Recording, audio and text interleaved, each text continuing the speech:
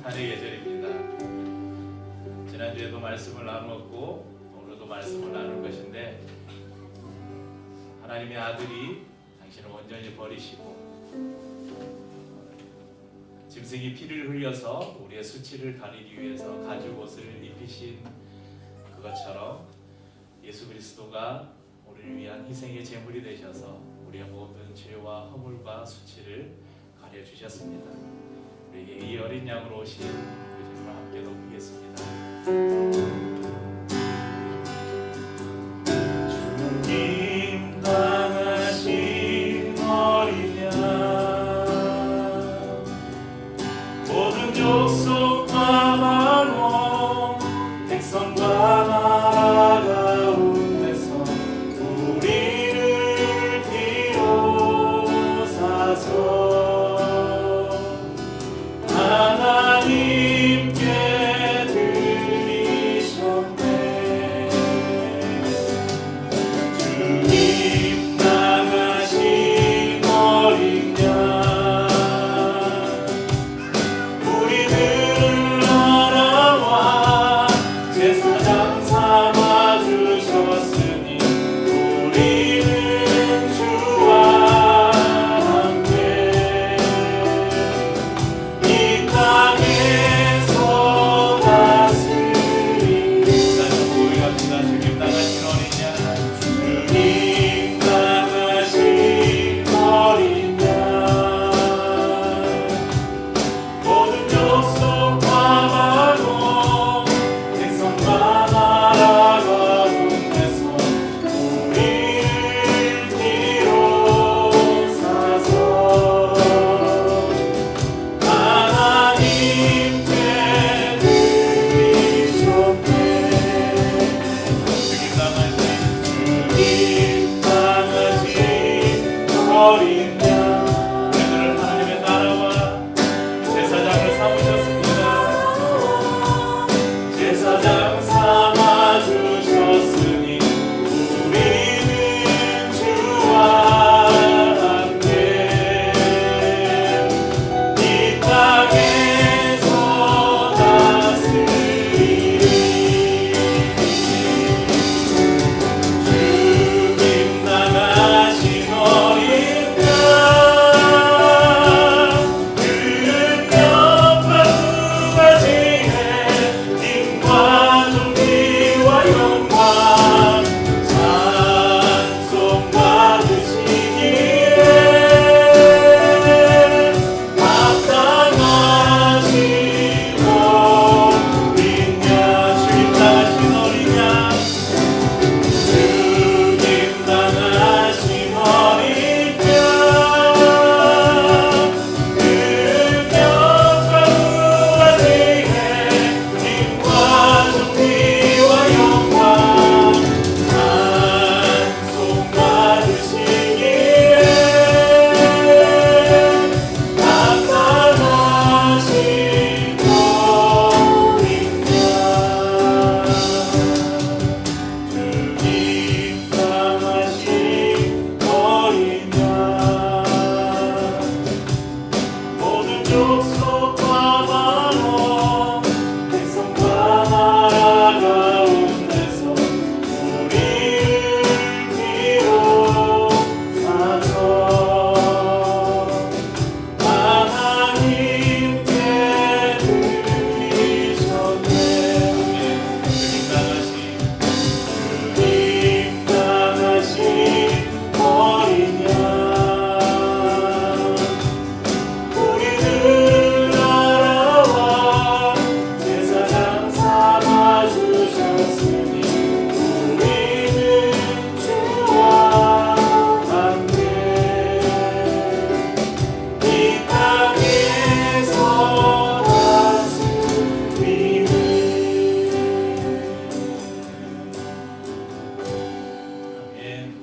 백발의 한 노인이 건장한 청년과 함께 한 산을 올라가고 있었습니다. 그 산은 모리아 땅이라는 곳에 있는 산이었습니다. 목적지에 도착한 후에 이 노인은 젊은이가 등에 지고 왔던 장작을 펼쳐놓고 이 젊은이를 그 위에 눕혔습니다. 그리고는 칼을 들어서 그 젊은이의 목에 꽂으려는 순간 하늘에서 소리가 들립니다. 아브라함아, 아브라함아, 그 아이에게 내 손을 대지 말라.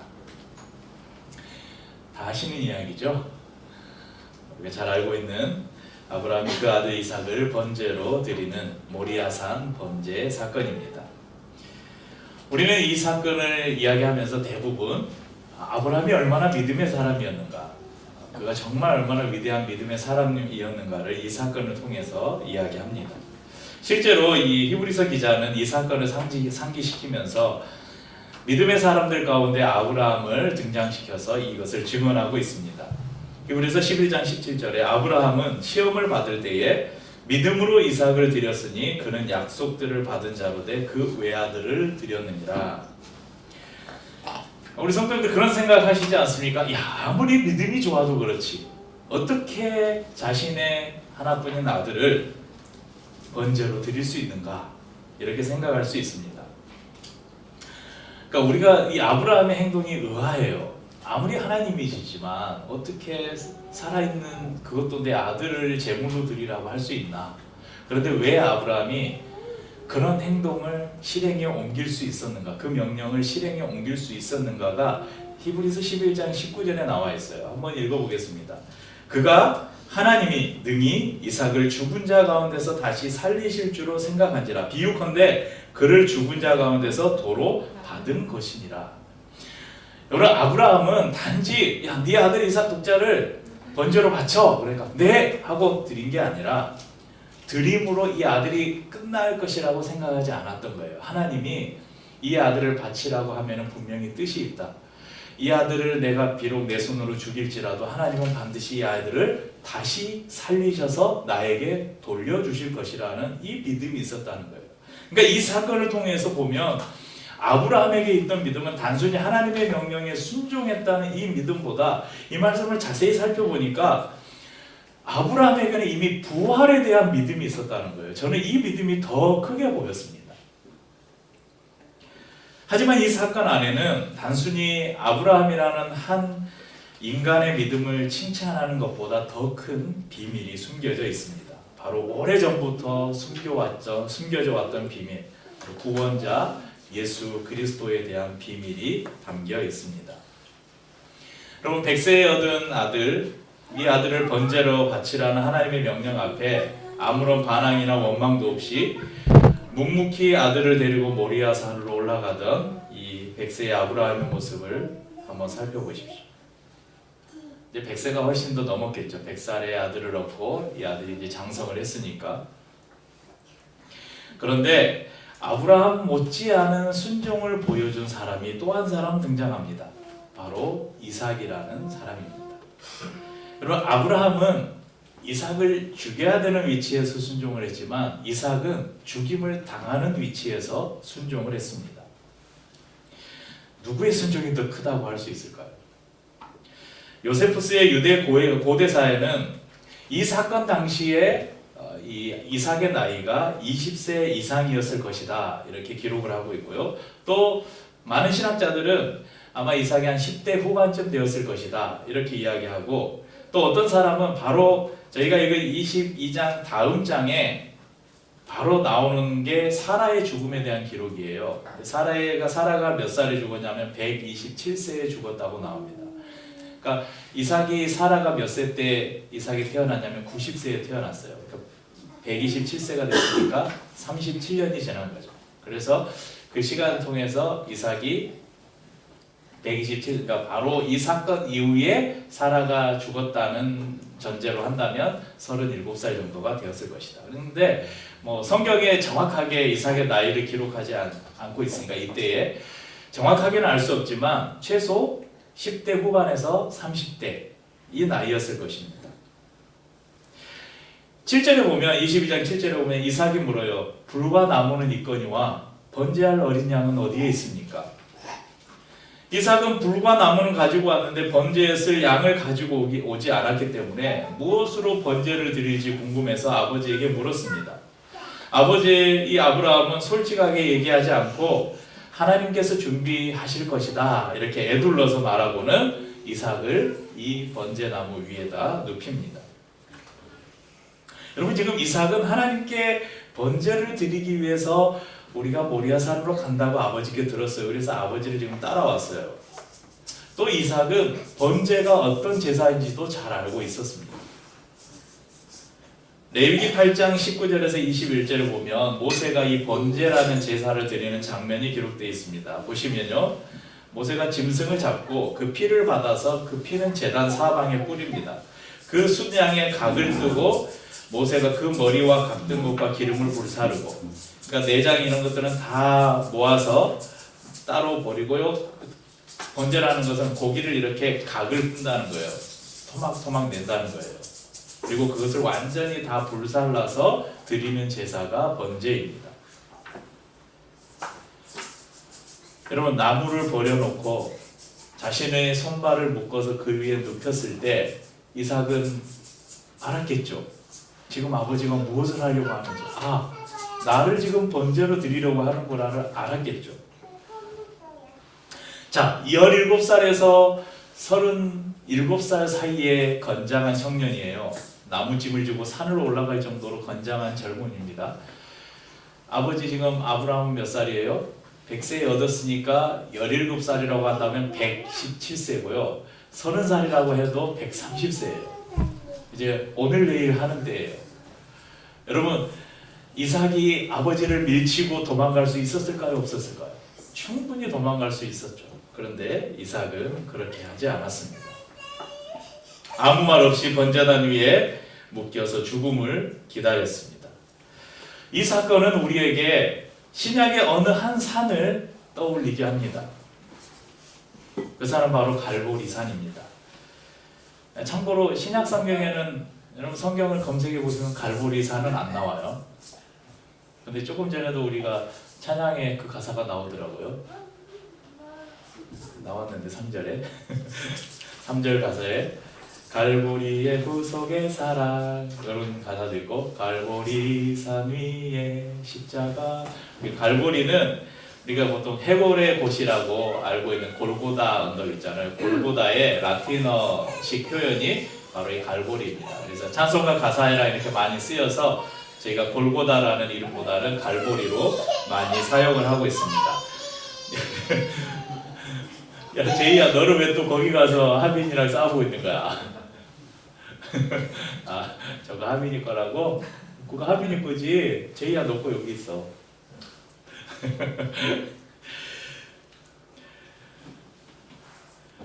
성경은 구약의 모리아산에서 제물로 드려진 이삭을 통해서 장차 오실 예수님을 미리 보여주고 있습니다.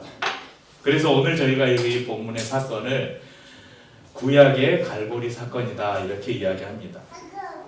그렇다면 이삭이 어떻게 예수님을 예표하고 있는지, 이삭과 예수님이 얼마나 닮아 있는지를 한번 표를 보면서 말씀을 드리겠습니다. 물론 이삭은 아브라함의 독자였습니다. 물론 그에게 이스마엘이라는 아들이 한 명 있었지만 이 이스마엘은 집에서 내보냈어요. 그러니까 약속의 자녀, 상속자는 이삭 한 사람이었습니다.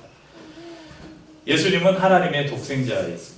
또 이삭은 아이를 가질 수 없는, 그러니까 사라의 경수가 끊기고 도저히 자연 법칙으로 잉태를 할 수 없는 그런 상황에서 하나님이 약속으로 주신 자녀입니다. 예수님도 마찬가지로 남자를 알지 못하는 마리아가 동정녀 마리아가 성령을 통해 잉태했고 예수님이 태어나셨습니다. 이삭은 죽음 직전까지 순종했고 예수님은 죽기까지 순종하셨습니다. 이삭은 죽음 직전에 구원을 받았는데 놀라운 것은요, 하나님께서 아브라함에게 네 아들 독자 이삭을 번제로 바치라 하고 그 명령을 하신 날부터 지금 이삭을 막 죽이려다가 멈춰 하고 살아난 그 시간이 사흘입니다. 그리고 예수님은 죽으신 후에 사흘 만에 부활하셨습니다. 이삭은 아브라함의 모든 소유를 물려받는 상속자가 되었고 예수님은 하나님 보좌 우편에서 하늘과 땅의 모든 권세를 가지신 분이 되셨습니다. 이처럼 성경은 오랜 시간 메시아를 기다리던 하나님의 백성들에게 이 이삭이라는 인물을 통해서 장차 오실 예수님을 우리에게 보여주었습니다. 그리고 오늘 사건에는 또 다른 비밀이 하나 숨어 있습니다. 우리 13절 저희가 읽은 말씀 다시 한번 읽어보겠습니다. 아브라함이 눈을 들어 살펴본즉 한 숫양이 뒤에 있는데 뿔이 수풀에 걸려 있는지라. 아브라함이 가서 그 숫양을 가져다가 아들을 대신하여 번제로 드렸더라. 그럼 아브라함의 입술로 이야기한 것처럼 하나님께서 이삭을 대신해서 준비해 놓으신 숫양이 있었습니다. 그리고 아브라함은 수풀에 걸려있는 이 숫양을 이삭을 대신해서 번제로 드립니다. 그리고 14절에 보면 아브라함이 그 땅 이름을 여호와 이레, 모리아의 또 다른 이름인 여호와 이레라 하였다. 오늘날까지 사람들이 이르기를 여호와의 산에서 준비되리라 하더라. 여호와 이레라는 이름은 여호와께서 준비하신다, 이런 의미를 가지고 있습니다. 그러니까 준비하시는 하나님, 이런 의미를 가지고 있죠. 여러분, 이 수풀에 걸려있던 양은 무리에서 뛰쳐나와서 길을 헤매다가 우연히 그 산의 수풀에 걸려있던 양이 아니에요. 이 양은 누가 준비하셨다고요? 하나님께서 준비해 두셨어요. 누구를 대신해서? 죽어야 될 이삭을 대신해서. 그리고 3000여 년이 지난 후 오랜 시간 동안 메시아를 기다리는 사람들을 위해서 한 분이 모리아산으로 추정되는 한 산에 오르셨습니다. 그리고 마치 이삭이 그 번제로 쓸 나무 단 위에 자신을 눕혔듯이 나무 십자가 위에 자신을 제물로 드렸습니다.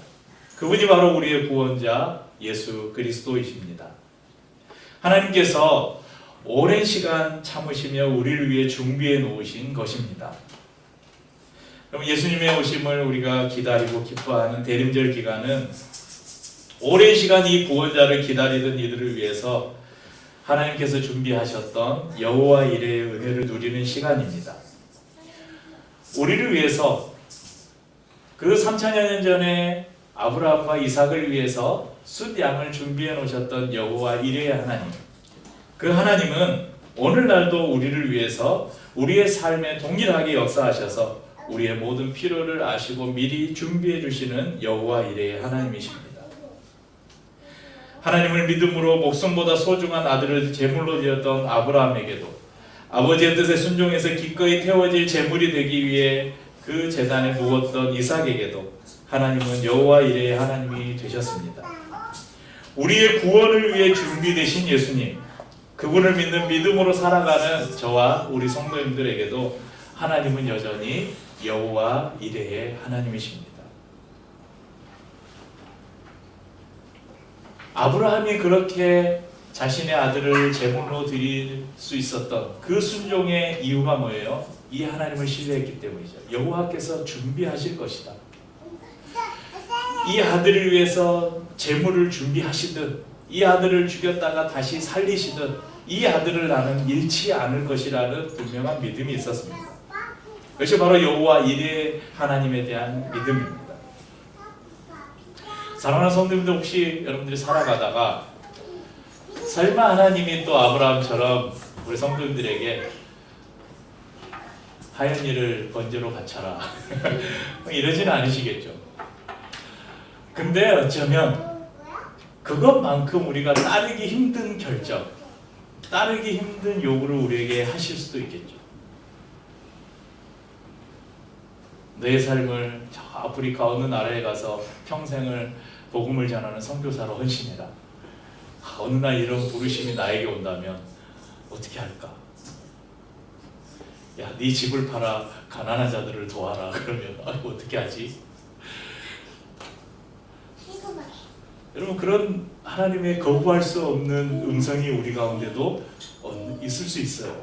그런데 그럴 때 우리가 크고 작은 그런 우리의 믿음의 선택을 요구하는 상황들이 우리에게 있을 때 우리가 아브라함처럼 이삭처럼 그렇게 기꺼이 그 믿음의 선택을 할 수 있는 그 원동력이 뭐냐면 여호와 이레의 하나님을 신뢰하는 그 마음을 우리 가운데 항상 두고 있을 때 그것이 가능하다는 것입니다.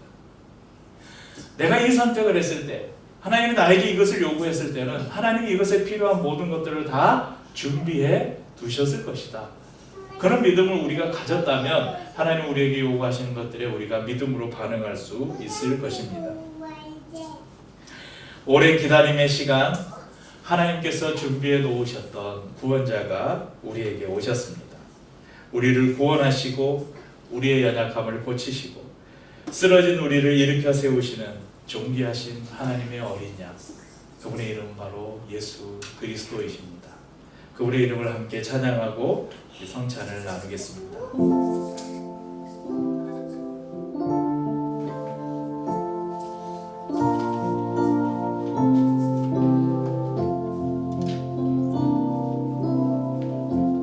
약할 때 강함 되시네 나의 보배가 되신 주 나의 모든 것,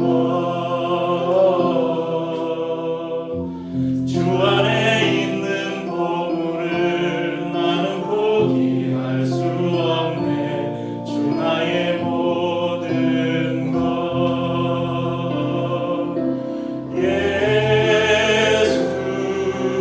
어린 양 존귀한 이름, 예수 어린 양 존귀한 이름. 십자가 죄사하셨네, 십자가 죄사하셨네. 주님의 이름 찬양해. 주 나의 모든 것, 쓰러진 나를 세우고 나의 빈잔을 채우네. 주 나의 모든 것. 다시 한번 십자가 죄사하셨네, 십자가 죄사하셨네. 주님의 이름 찬양해. 주 나의 모든 것, 쓰러진 나를 세우고 나의 빈잔을 채우네. 주 나의 모든